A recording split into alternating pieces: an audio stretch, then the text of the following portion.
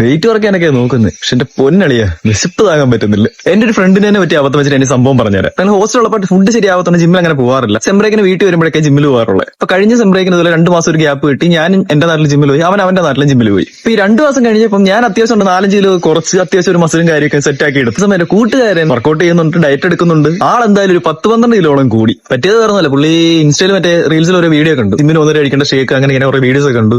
ഞാൻ 2 മാസത്തോളം പീനട്ട് ബട്ടറും ഓട്സും പഞ്ചാര എല്ലാം ഇട്ട് മഗ് കണക്കിന് ഷേക്കും കുടിച്ച്. ശരിക്കും ലിക്വിഡ് കലോറീസ് അല്ലെങ്കിൽ നമ്മൾ വെയിറ്റ് ഗെയിനിങ് ഷേക്സ് എന്നൊക്കെ പറയുന്നത് വെയിറ്റ് ഗെയിനിങ്ങിനാണ് ശരിക്കും ഏറ്റവും ബെനിഫിഷ്യൽ ആയിട്ടുള്ളത്. കഴിക്കാൻ അത്രയും പാടാണെന്നുണ്ടെങ്കിലുള്ള സാഹചര്യത്തിൽ മാത്രം നമുക്ക് ലിക്വിഡ് കലോറീസിനെ ഡിപ്പെൻഡ് ചെയ്യേണ്ടി വരുന്നുള്ളൂ. ഓക്കെ, ഈ ച്യൂവിംഗ് എന്നുള്ള മെക്കാനിസം നടക്കാത്തടത്തോളം നമുക്ക് വിശപ്പിനെ കൂടത്തേ ഉള്ളൂ. വെയിറ്റ് ലോസ് ചെയ്യുന്ന ടൈമിൽ ഷേക്ക് കുടിക്കുകയാണെന്നുണ്ടെങ്കിൽ സാറ്റേറ്റ് വിശപ്പ് എന്നുള്ള കാര്യം മാറുന്നില്ല. നമ്മൾ ഈ കുടിച്ച 10-12 കലോറി ഷേക്കിന്റെ പുറമെ നമ്മൾ പിന്നെ 3 നേരത്തെ ഫുഡ് അല്ലാണ്ട് ഇടയ്ക്കിടയ്ക്ക് ഫുഡ് കഴിക്കാൻ തുടങ്ങും. എന്ത് പറ്റും?